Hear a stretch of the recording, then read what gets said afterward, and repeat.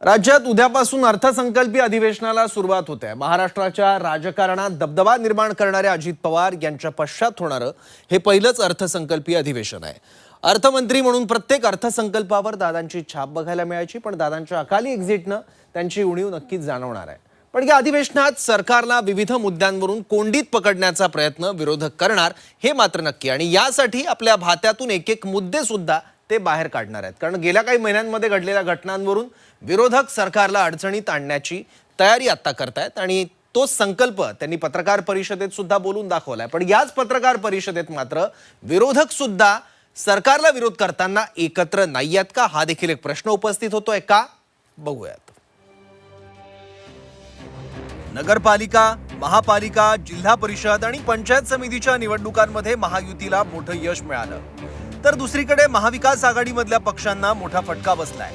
त्यातच मवियामध्ये फूट पडल्याचीही चर्चा आहे। राज्यात विरोधी पक्ष नेता सुद्धा नाहीये, तरीही विविध मुद्द्यांवर सरकारला घेरत स्वतःचं अस्तित्व दाखवण्याची ही संधी विरोधी पक्ष सोडतील असं वाटत नाही।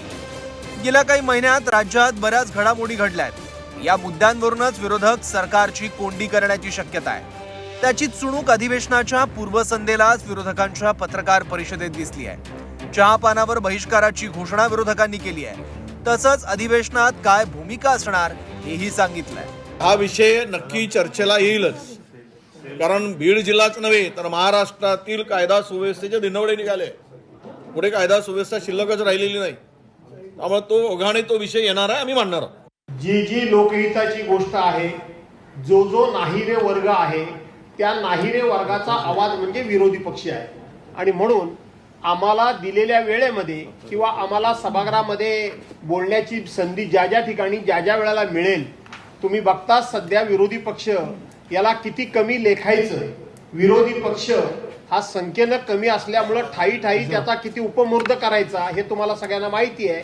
आणि म्हणून महाराष्ट्रातल्या जनतेच्या हिताच्या दृष्टीने जे प्रश्न असतील ते आम्ही मांडणार।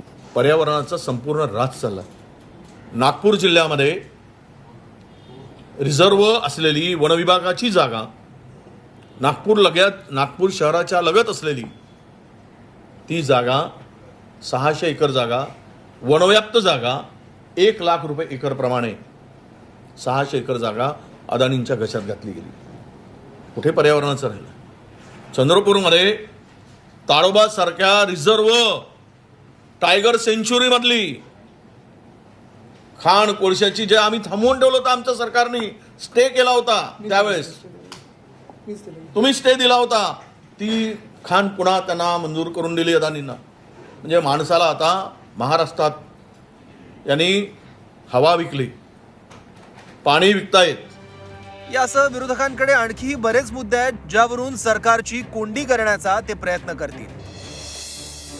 यामध्ये नरहरी झिरवळ यांच्या दालनातील लाच प्रकरण, विधानसभा अध्यक्ष राहुल नार्वेकरांचा अलिबाग जमीन प्रकरणातील व्हिडिओ, मुलुंडमधील मेट्रोचा कठडा कोसळून झालेली दुर्घटना, महापालिका निवडणुकीत बिनविरोध नगरसेवकांच्या निवडीचा मुद्दा, कापूस, धान, कांदा, सोयाबीनचे कोसळलेले दर, कर्जमाफी आणि पीक विम्याचे न मिळालेले पैसे, भारत अमेरिका करारातील कृषक तरतुदी, लाडक्या बहिणींच्या अनुदानातील वाढ, सोलर लाईट प्रकल्पातील कथित भ्रष्टाचार, राज्याची आर्थिक स्थिती आणि कर्जबाजारीपणा, राज्यातली ड्रग्सची वेगवेगळी प्रकरणं, अजितदारांचा अपघात की घातपात, अल्पसंख्याक संस्थांना अजितदारांच्या निधनानंतर घाईघाईत झालेलं प्रमाणपत्र वाटप, मुस्लिम जात वैधता प्रमाणपत्र रद्द करण्याचा सरकारी निर्णय, हे सगळे मुद्दे विरोधकांकडून अधिवेशनात उपस्थित केले जाणार आहेत। याचबरोबर अधिवेशनात विरोधी पक्षनेतेपदाचा मुद्दाही गाजणार हे स्पष्ट झालंय, कारण राज्याला अजूनही विरोधी पक्ष नेता नाहीये आणि त्यावर आदित्य ठाकरेंनीही भाष्य केलंय। आमचा पहिला मुद्दा हाच आहे आणि गेले 2 अधिवेशन आम्ही मागत आहोत की एवढं बहुमताचं सरकार असताना विरोधी पक्ष नेत्याची एवढी भीती का असावी भाजपला, हा प्रश्न आहेच। तर संजय शिरसाटांनी या अधिवेशनात तरी विरोधी पक्ष नेता मिळणार नाही असं म्हटलंय, तर चंद्रकांत पाटलांनी सुद्धा विरोधी पक्ष नेता देणं हे सरकारच्या हातात नसल्याचं म्हटलंय। येणाऱ्या अधिवेशनामध्ये दोन्ही सभागृहामध्ये विरोधी पक्षनेता असणार नाही। त्याचं कारण आहे की जे घटनेने दिलेले नियम आहेत त्यानुसार 10% संख्याबळ हे कोणत्याच पक्षाकडे नाही। म्हणून विरोधी पक्षनेता नेमता येत नाही. तरी जर नियमबाह्य जर करायचं जर ठरलं तर त्याचा अधिकार फक्त विधानसभा अध्यक्षाला किंवा सभापतींना आहे. म्हणून ते काय निर्णय घेतात हे पाहावं लागेल. हा पूर्णपणे अधिकार सरकारचा नसतो. त्या सभागृहाचा जो पीठासीन अधिकारी असतो, ज्याला विधानसभेमध्ये अध्यक्ष म्हणतात, विधान परिषद सभापती म्हणतात, त्यांचा अधिकार असतो. सरकारने त्यांना फक्त सुचवायचं असतं आणि त्यामुळे त्यांना काही टेक्निकल अडचणी आहेत. म्हणजे एकूण सभागृहाच्या संख्येच्या 1/10 संख्या ही कुठल्याच पक्षाकडे नसल्यामुळे ते बरेच दिवस या विषयात काही निर्णय करत नाही आहेत. पण ह्या अधिवेशनात काही मार्ग निघावा असं मला वाटतं.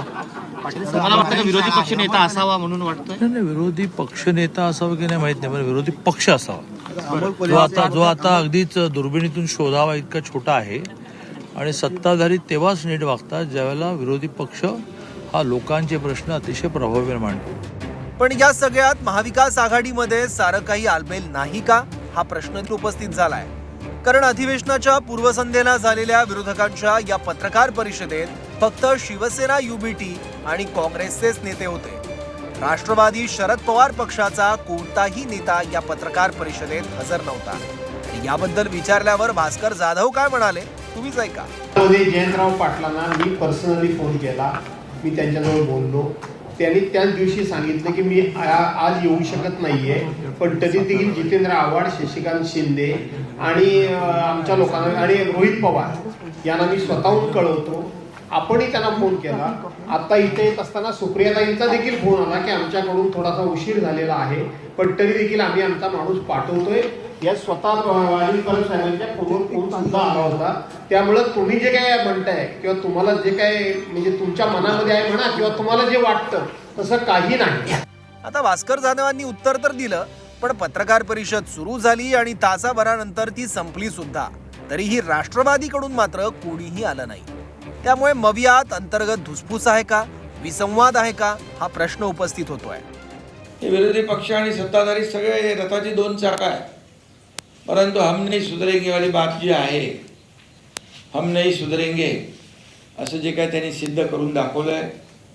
कम्युनिकेशन गॅप म्हणून कोणीतरी म्हटलं की येत आहेत म्हणजे त्यांनी बहिष्कार चहापानावर घातला, पण त्यांच्या बैठकीवर त्यांच्या सहकार्याने बहिष्कार घातला. अरे येत आहेत पण ते काय कोणी आलं नाही. आणि कम्युनिकेशन गॅप म्हणाले.